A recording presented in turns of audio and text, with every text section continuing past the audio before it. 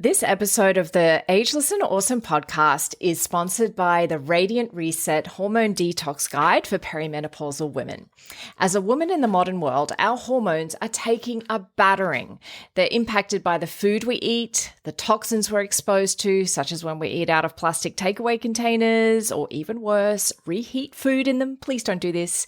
If you're handling FPOS receipts, filling the car with fuel, eating non-organic produce that hasn't been washed effectively, plus so much more things add to our toxic load every day.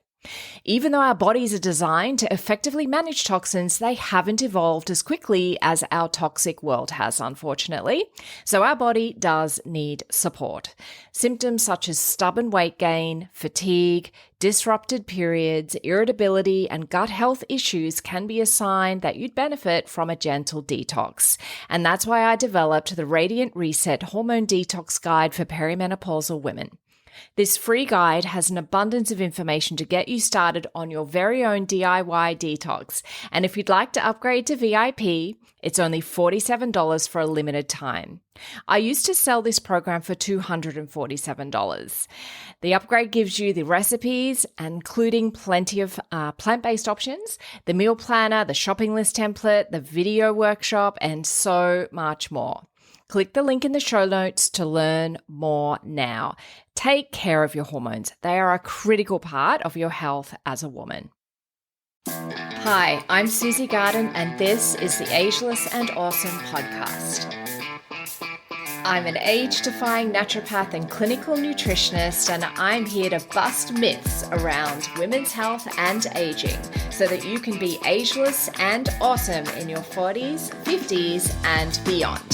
The Ageless and Awesome podcast is dedicated to helping women through perimenopause and menopause with great health, a positive mindset, and outrageous confidence. Hit subscribe or follow now, and let's get started. Hello, gorgeous one, and welcome to Q&A Thursday with me, Susie. And today I wanted to talk a little bit about creatine, mainly because I've been getting a few questions about it from clients, and there's been a little bit of talk about it on Instagram with a few of the menopause influencers. So I thought I would talk about creatine. So creatine is an amino acid, so it's a building block of protein. And you get it from food, mainly the higher protein food such as meat, seafood, that kind of thing.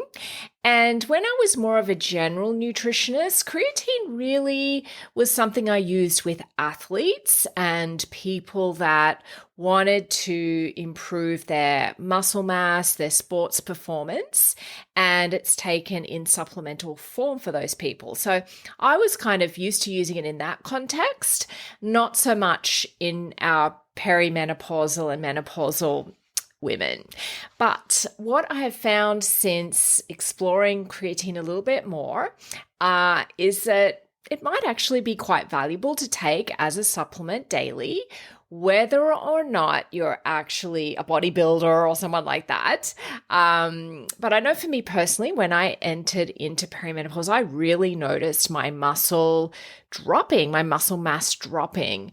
And, you know, even though the exercise I was doing was the same, it was really hard to actually grow muscle. And I remember a PT saying to me when I was in my early 40s that, you know, once you get over 40, it's very, very difficult to build muscle.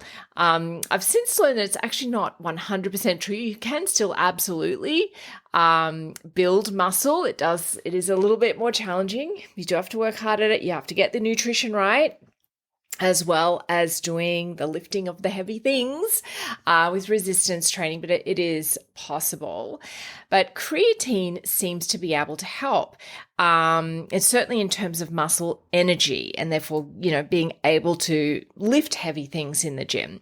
So if you're looking at creatine itself, where it is in the body, about 95% of it is in your muscles and about 5% of it is in your brain. And that, even though it's only 5%, that's actually really important because when you're looking at the research around creatine, there seems to be some additional benefits in terms of brain health. So let's get into it.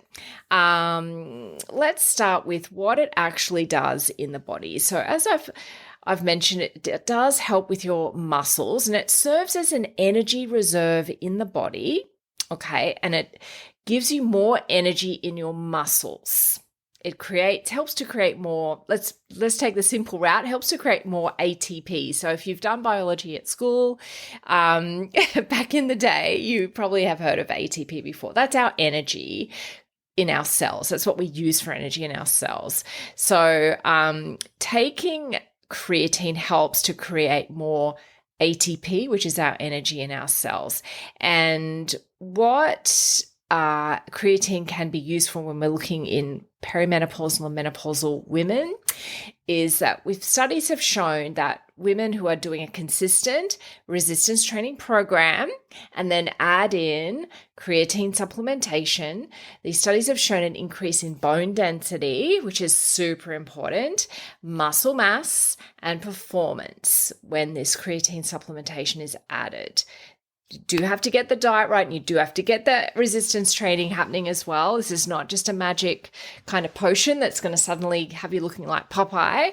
But I reckon when we get to this sort of stage of life, any incremental benefit is going to be worth it, particularly when we're looking at bone health as well.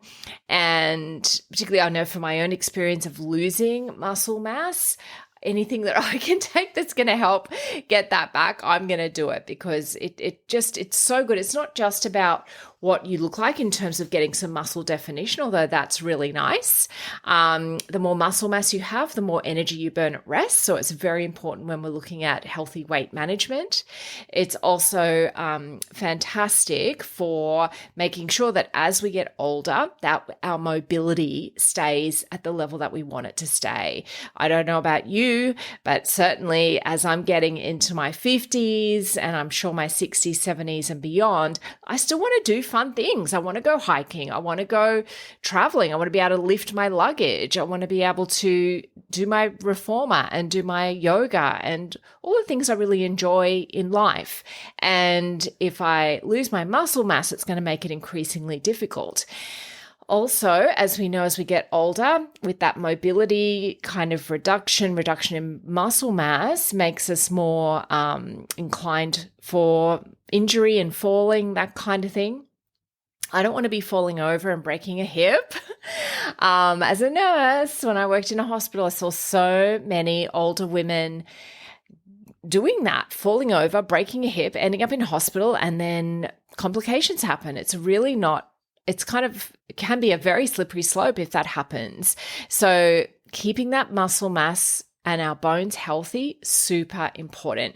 And then with creatine, if we have this extra benefit of an increase in brain function, because remember I said 5% of creatine's actually in the brain.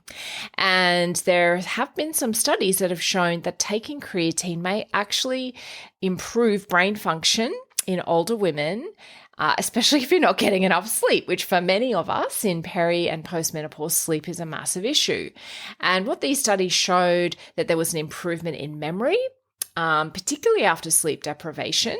So often we have something that we call brain fog, and often one of the signs of brain fog is an inability to remember people's names, an inability to remember words. You get kind of a little bit lost in a sentence and can't kind of remember how to finish the sentence. It can also enhance cognition and processing. So it helps you think more clearly, helps you think more quickly.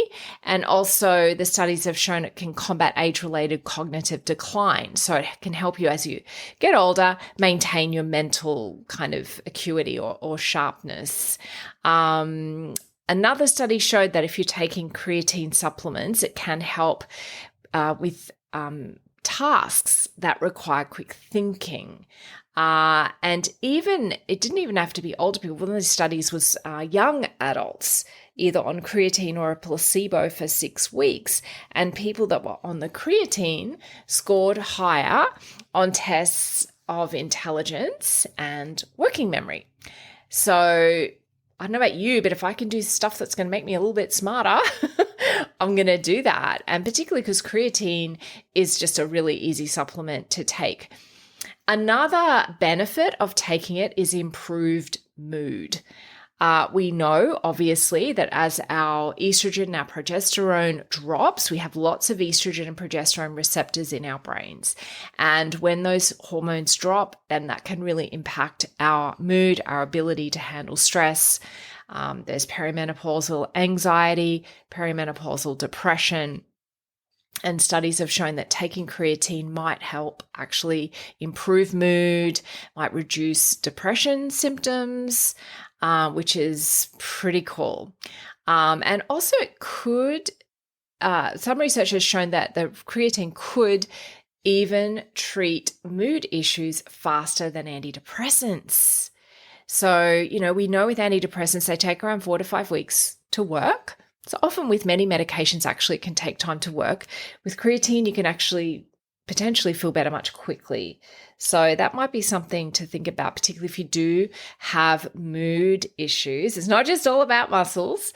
If you do have issues with your mood, particularly low mood, then just taking some creatine might be something really easy and effective to help you.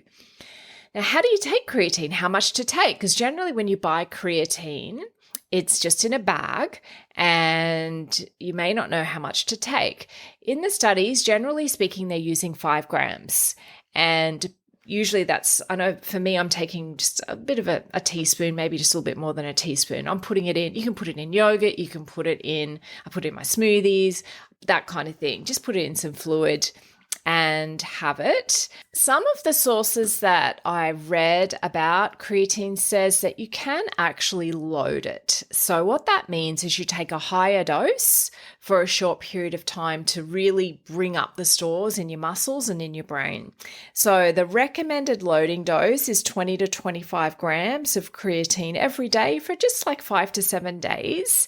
And that can really rapidly increase your stores. And then you drop it back down to 5 grams a day for maintenance. Now, I didn't bother doing a loading dose because, again, research has shown that you can just take the 5 grams a day and you will maximize your stores of creatine. Might take a little bit longer, but, I didn't feel like doing the loading of it, so you definitely don't have to. But I think that's probably about all I want to say about creatine.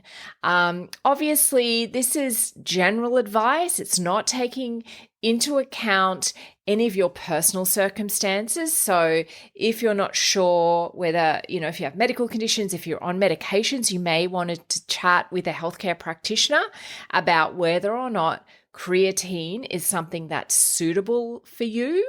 I just always like to kind of put that out there. Just don't go and smash the creatine, just in case it's not right for you. But as I said, you're getting it in your diet anyway, but it is good if you are, in that perimenopausal or menopausal stage, that you might want to just increase it a little bit. Actually, there is one more thing I did want to say in terms of your timing.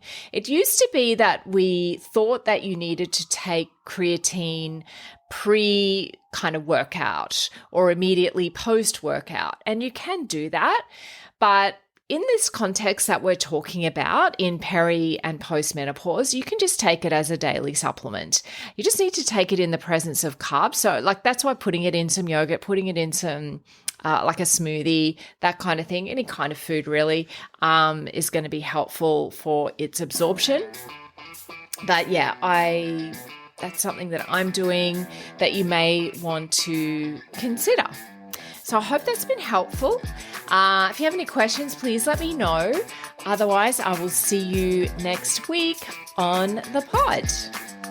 Thanks so much for joining me today on the Ageless and Awesome podcast. If you liked today's episode, please make sure you click the little plus button if you're on Apple Podcasts, or the follow button if you're on Spotify, so that you get each new episode delivered to you every week. If you like free stuff, then head to the show notes and click the link to receive my free Radiant Reset Hormone Detox Guide for perimenopausal women. Or if you'd like to continue the discussion, head over to Instagram and DM me at Susie Garden Wellness. I'd love to connect with you.